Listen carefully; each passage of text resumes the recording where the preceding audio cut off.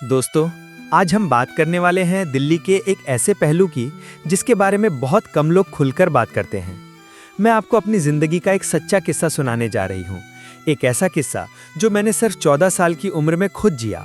ये बातें कहते हुए मुझे शर्म तो महसूस हो रही है, लेकिन सच को सामने लाना भी ज़रूरी है। वीडियो शुरू करने से पहले अगर आप मेरे हौसले की कदर करते हैं तो इस वीडियो को लाइक करें और चैनल को सब्सक्राइब ज़रूर करें।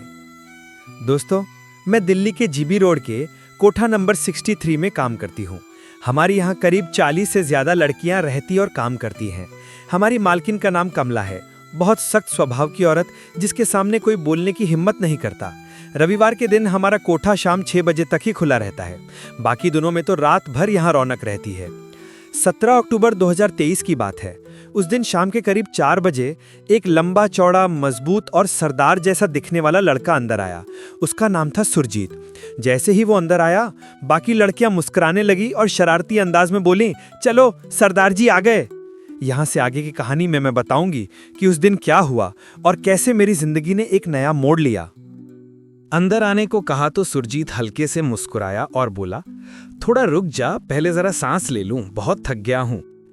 इतना कहकर वो पास रखे सोफे पर जाकर बैठ गया। मैं यानी सुहानी, जिसे इस जगह की सबसे मशहूर और बिजी लड़की माना जाता था, धीरे धीरे उसकी तरफ बढ़ी। उसकी आंखों में एक अजीब सी चमक थी जो दिल को छू गई। पता नहीं कैसे, पर मेरे होठों से अपने आप निकल गया, आई लव यू। वो मुस्कुराया और बोला, आई लव यू टू। उस पल लगा जैसे आसपास का सारा शोर एकदम थम गया हो, बस हम दोनों ही रह गए हों उस कमरे में। फिर उसने मुझसे कहा, थोड़ा पानी मिलेगा? मैंने मुस्कुराते हुए अपनी बोतल बढ़ाई और कहा, ये बोतल मैं किसी को नहीं देती, पर तू साफ सुथरा लगता है इसलिए तुझे दे रही हूँ। वो हंसा, पानी पिया, चेहरा धोया और कुछ तरोताज़ा लगने लगा। मैंने पूछा, अब चलें? तो वो बोला, अभी तो आया हूँ, थोड़ी देर बैठने दे। उसी वक्त एक और ग्राहक अंदर आया, शायद नशे में था। उसने मेरी तरफ इशारा किया कि चलो। मैंने सुरजीत से पूछा, तू आएगा या मैं जाऊं उसके साथ? तो वो शांति से बोला, तू जा। मैं मजबूरी में उसके साथ चली गई। कुछ देर बाद जब वापस आई तो सुरजीत वहीं बैठा था। मैं मुस्कुराई और बोली, अब चले? तो वो बोला, बैठ ना, जल्दी क्या है? मैं उसके पास जाकर बैठ गई और पूछा, चाय पिएगा? उसने सिर हिलाया तो मैं खुद उठकर चाय बनाने चली गई। मैंने चाय बनाकर लाई और मुस्कुराते हुए सुरजीत को दी। वो चुपचाप बैठा चाय पी रहा था कि तभी एक और ग्राहक आ गया। मुझे मजबूरी में फिर से जाना पड़ा। रात के करीब 8 बजे तक यही चलता रहा। मैं थोड़ी देर उसके पास जाती, बात करती, फिर किसी और ग्राहक को संभालने चली जाती। आखिरकार जब रात के 10 बजे मैं वापस आई तो देखा कि सुरजीत उठने लगा था। मैंने हैरानी से पूछा, कहाँ जा रहे हो? वो बोला, अब घर जा रहा हूँ, और अपनी जेब से 1000 रुपये निकालकर मेरी तरफ बढ़ाए। मैंने मुस्कुराकर मना कर दिया। वो बिना कुछ कहे चला गया। बाकी लड़कियों ने ये बात मालकिन कमला को बता दी कि मैंने उस ग्राहक से पैसे नहीं लिए। कमला ने मुझे बुलाया, गुस्से में जोर से चिल्लाई, क्या वो तेरा कोई रिश्तेदार है? यहाँ कोई नाता निभाया नहीं जाता, फिर पैसे क्यों नहीं लिए? मैं चुप रही, कुछ नहीं बोली। वो थोड़ी देर तक मुझे घूरती रही, फिर आखिरकार जाने दिया। 1 हफ्ता गुजर गया। फिर वही रविवार आया और ठीक शाम 4 बजे वो सुरजीत फिर से आ पहुंचा। इस बार पूरे कोठे में आवाज गूंज उठी, सरदार जी आ गए, सरदार जी आ गए। ये बात कमला तक भी पहुंची। सुरजीत अंदर आया और पहले की तरह उसी सोफे पर बैठ गया। मैं ऊपर से सीढ़ियां उतरकर नीचे आई, उसकी आंखों में देखा और मुस्कुराते हुए उसका हाथ थामकर सोफे तक ले गई। मैंने पूछा, पानी पिएगा? वो बोला, पिला दे। मैंने अपनी बोतल आगे बढ़ा दी। फिर मैंने कहा, चाय पिएगा? वो मुस्कुराया और बोला, तू बना दे। मैं खुद चाय बनाकर लाई और उसे पिलाई। बस यूं ही हर रविवार यही सिलसिला चलता रहा। हर इतवार वही होता। सुरजीत आता, बस मेरे पास बैठता, थोड़ी देर बातें करता और फिर चला जाता। उसने कभी कोई गलत बात या हरकत नहीं की। धीरे धीरे वो मुझे भी अच्छा लगने लगा और मैं उसके लिए सच्चा एहसास महसूस करने लगी। शायद यही प्यार था। एक दिन अचानक कमला मैडम वहां आ गईं। उसने गुस्से से सुरजीत को देखा और बोली, 4-4 घंटे यहाँ बैठे रहते हो, यहाँ हर पल का हिसाब लगता है, मुफ्त में कोई नहीं बैठ सकता, या तो जाओ या पैसे दो। सुरजीत ने बहुत सुकून से पूछा, यहाँ बैठने का कितना चार्ज है? कमला बोली, वैसे तो 5,000 लगता है, लेकिन तुम शरीफ लगते हो और कुछ करते भी नहीं तो सिर्फ बैठने का 2,500 लगेगा। सुरजीत ने बिना कुछ कहे जेब से पिछले हफ्ते के 2,500 और इस बार के 2,500 मिलाकर पूरे 5,000 रुपए उसके हाथ में रख दिए। मैं ये सब देख रही थी, दिल अंदर से टूट गया था, लेकिन कुछ बोल न सकी।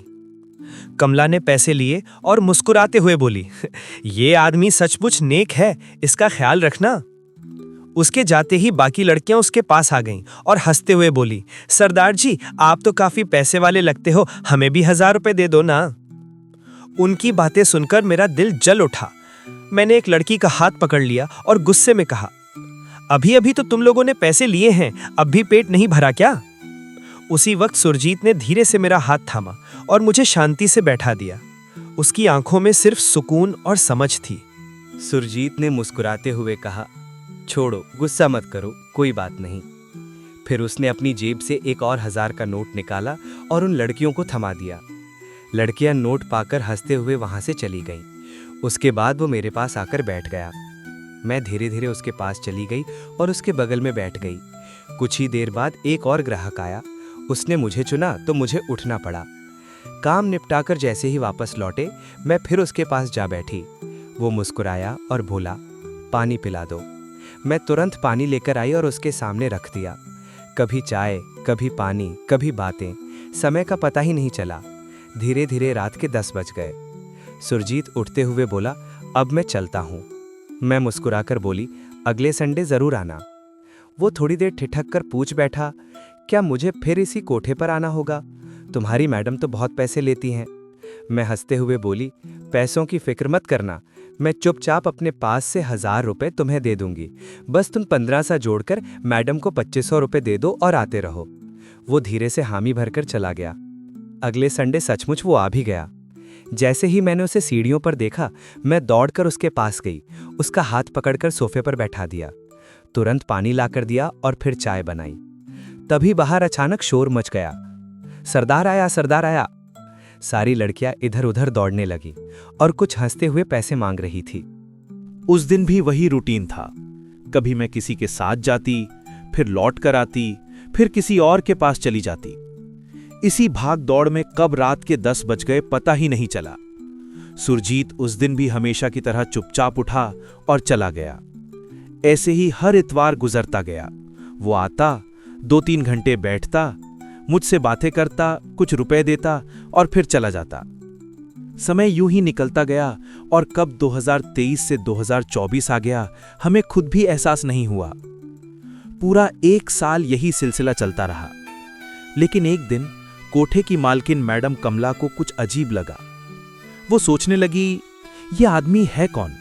हर हफ्ते आता है, पैसे देता है, बाकी लड़कियों को भी रुपए बांट देता है, पर ना ज्यादा बोलता है ना कुछ और करता है। आखिर इसका मकसद क्या है? कहीं पुलिस वाला तो नहीं, या किसी लड़की से कोई रिश्ता? शब दूर करने के लिए मैडम ने 2 आदमियों को उसके पीछे लगा दिया। जब उन्होंने पीछा किया तो पता चला कि सुरजीत किसी बड़ी कंपनी में ऊंचे पद पर काम करता है और उसका सालाना पैकेज 80 से 90 लाख रुपए है, यानी महीने के लगभग 6.5 लाख। यह जानकर मैडम कमला हैरान रह गई। वो सोच में पड़ गई, इतना बड़ा आदमी, इतनी कमाई करने वाला, फिर यहां आकर बस बैठा क्यों रहता है? अब वो बेसब्री से अगले इतवार का इंतजार करने लगी। लेकिन उस दिन सुरजीत नहीं आया।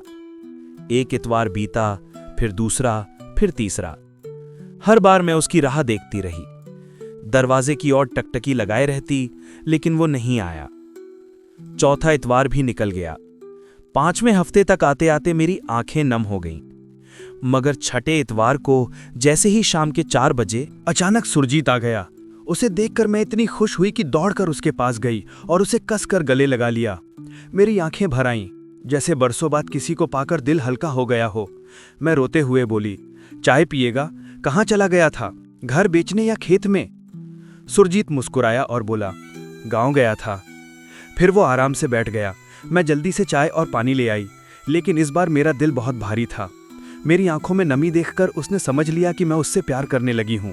उसकी आंखों में भी आंसू छलक आए। लेकिन तभी बाहर अचानक हल्ला मच गया। सरदार आया और मैडम कमला भी यहां पहुंची। उन्होंने कहा, उसे मेरे कमरे में भेजो। मैं अंदर गई, सोचते हुए कि शायद मैडम को सब कुछ पता चल गया है। सुरजीत मैडम के कमरे में गया। मैडम ने गंभीर आवाज में पूछा, तुम इतना कमाते हो फिर यहाँ क्यों आते हो, मकसद क्या है? मुझे तुम्हारे बैकग्राउंड का सब पता चल गया है, सच्चाई बताओ, तुम पर क्या गुजरी है? सुरजीत ने कहा, मैडम आपने जब मुझे अपना समझा है तो मैं सच बताता हूँ। जब मैंने शुरुआत की थी मेरे पास काफ़ी पैसा था और मेरी एक गर्लफ्रेंड भी थी। मैंने उसे गाड़ी दिलवाई, प्यार किया और पूरा दिल लगाया, लेकिन उसने मुझे छोड़कर किसी और के साथ जाना पसंद किया। उस दिन मेरा दिल टूट गया। फिर मैंने दूसरी लड़की से प्यार किया, सोचा शायद मेरी किस्मत बदल जाएगी। लेकिन उसने भी वैसा ही किया। उसने मुझे धोखा दिया और चली गई। उस दिन के बाद मैं बहुत टूट गया।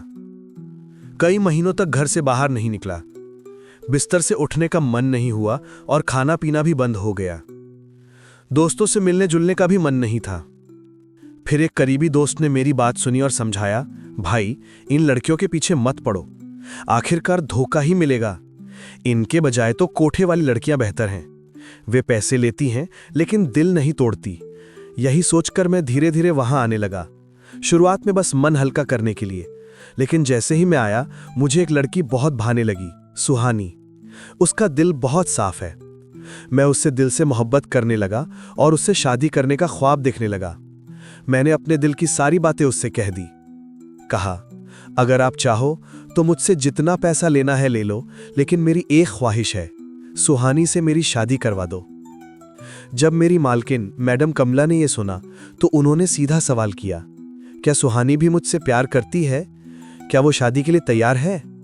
मैंने कहा, ये तो मैं नहीं जानता, लेकिन इतना जरूर जानता हूं कि सुहानी भी मुझसे उतना ही प्यार करती है। यही कारण है कि हर रविवार वो मुझे चुपके से 1000 रुपए देती है, फिर मैं उसमें 1500 रुपए जोड़कर। मैडम ने कहा, तू सुरजीत से शादी करेगी? मैं डर और खुशी के मिले जुले एहसास में सहमी सहमी कोने में खड़ी हो गई। दिल जोर से धड़क रहा था। मैंने चुपचाप सिर झुका लिया। मैडम ने दोबारा पूछा, सुरजीत तुझसे शादी करना चाहता है, क्या कहती है? मेरी आंखों में आंसू भर आए। मैं जोर जोर से रो पड़ी। अब सब्र टूट गया था। मैं सचमुच खुशी और राहत के भाव में रो रही थी। मैडम ला, जो अब तक मेरी मालकिन थी, मुझे गले लगाकर खुद भी रोने लगी। कमरे में मौजूद हर कोई हमारी भावनाओं से प्रभावित होकर रो पड़ा। उस शाम 6 बजे कोठा बंद कर दिया गया ताकि कोई बाहरी इस खुशी का नजारा न देख सके। फिर सुरजीत मेरे सामने आया और धीरे से बोला, क्या तुम मुझसे शादी करोगी? मैं उसकी आंखों में देखकर हाँ हाँ कहती हुई बोली, हाँ मैं शादी करना चाहती हूँ, मैं तुमसे बहुत प्यार करती हूँ। सुरजीत खुशी से झूम उठा। उसने मैडम से कहा, आप बताइए, आपको सुहानी के बदले कितने पैसे चाहिए? मैडम मुस्कुराई और बोली, बहुत कमा लिया मैंने, अब इस लड़की से पैसे नहीं लूंगी, मैं इसे शादी करके तुम्हें सौंप दूंगी। उस समय कोठे का दरवाजा बाहर से बंद कर दिया गया। अब हम दोनों अपने एहसासों और खुशियों में पूरी तरह अकेले थे। मैडम कमला ने हमारी शादी करवा दी। उन्होंने मुझसे कहा, इसका हमेशा ख्याल रखना, इसे कभी दुख मत देना, इसे ऐसे ही रखना जैसे मैं इसे अपने हाथों पर पालती थी। सुरजीत ने वादा किया, मैं इसे अपनी जान से भी ज्यादा प्यार करूंगा, इसे कभी तकलीफ नहीं दूंगा। फिर उसने बताया कि उसका ट्रांसफर अमेरिका हो गया है और वो वहां जा रहा है। सबने उसे जाने की अनुमति दी, लेकिन कहा, सुहानी को खुश रखना और भूल कर भी आना जाना मत छोड़ना। उस शाम 7 बजे से 8 बजे तक हमारी बातें चलती रहीं, हंसी, आंसू और दुआएं। सारा समय बस उस 1 घंटे में समा गया। फिर सुरजीत मुझे अपने साथ ले गया। 2 महीने बाद हम दोनों अमेरिका चले गए। हाल ही में हम अमेरिका से दिल्ली लौटे और कोठा नंबर 63 पर पहुंचे। हमारे हाथों में गिफ्ट्स और मिठाइयों के ढेर थे। सब लोग हमें देखकर बहुत खुश हुए। मैंने सबको गले लगाया, उपहार दिए और मुस्कुराते हुए विदा ली। जब मैं ये कहानी सुनाती हूँ तो मेरी आंखें भी नम हो जाती हैं और जो भी इसे सुनता है वो भी अपने आंसू नहीं रोक पाता। दोस्तों, मेरा मकसद किसी को चोट पहुंचाना नहीं है, बस ये कहना है कि दुनिया में अभी भी अच्छे लोग हैं, सच्चा प्यार मौजूद है और उम्मीद बाकी है। अगर आप ये कहानी देख रहे हैं तो कमेंट में ज़रूर बताएं आप कहाँ से हैं। Delhi, Mumbai, UP, Kolkata, Chennai, Dubai, London, Australia या अमेरिका। आपके नाम और शहर से मुझे अपनापन महसूस होता है। और हाँ, अगर आपको कहानी पसंद आई हो तो चैनल को सब्सक्राइब करना मत भूलना। दोस्तों, मेरी ये कहानी यहीं खत्म होती है। आगे मैं आपके लिए और भी ऐसी सच्ची, दिल को छू लेने वाली कहानियां लेकर आऊंगी। तब तक मैं आप सभी का दिल से शुक्रगुजार हूं। आपकी प्यार भरी प्रतिक्रिया मेरे लिए बहुत मायने रखती है। धन्यवाद।